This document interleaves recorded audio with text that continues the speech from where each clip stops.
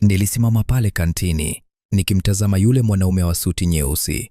Alikuwa mtulivu, hata tabasamu lake halikuwa kubwa, lakini lilikuwa la kujiamini.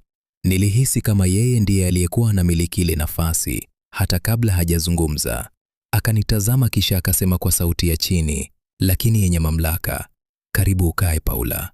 Nilikaa taratibu, lakini kabla sijatulia nikamuuliza, "Wewe ni nani? Na unataka nini kwangu?" Hakutabasamu sana safari hii. Aliegemea kidogo mbele.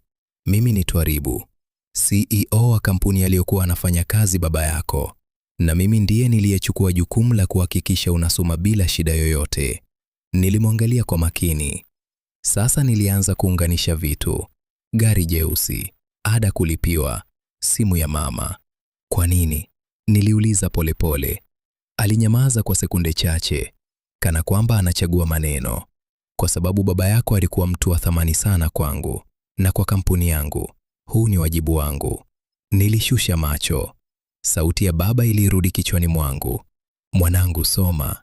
Elimu haitakuangusha." Twaribu akatoa kitambaa mfukoni, akanisogezea. "Hupaswi kubeba huzuni peke yako." Nilihisi machozi yakijaa, lakini nikajizuia. Sikujua kama namwamini au la. Akaendelea kuniuliza kuhusu masomo yangu, kama naendelea vizuri, kama kuna changamoto yoyote. Nilijibu kwa heshima. Kisha ghafla akasema, "Ukiwahi kuhisi mazingira haya yanakukandamiza, niambie. Naweza kubadilisha shule. Naweza kubadilisha chochote." Nilishtuka kidogo. "Sitaki kubadilisha shule," nikasema haraka. "Hii alinichagulia baba." Alinitazama kwa muda mrefu, alafu akatikisa kichwa. "Sawa, nitaheshimu hilo." Baada ya mazungumzo yale, aliomba ruhusa kwa mwalimu kunitoa nje kwa muda mfupi, nibadilishe hewa. Mwalimu alikubali. Nilihisi kila kitu kinakwenda haraka kuliko ninavyoweza kufikiri. Tulitoka nje ya geti la shule. Gari lile jeusi lilikuwa pale. Dereva wake, Gilbert, alitusalimia kwa heshima. Tulianza safari ya kuelekea Bagamoyo Beach. Sikuwa nimepanga kutoka siku ile, lakini nilikuwa nimechoka kihisia. Labda upepo wa bahari ungepunguza maumivu. Njiani, Twaribu hakuwa akiongea sana. Alikuwa akinitazama mara chache, kisha anaangalia mbele.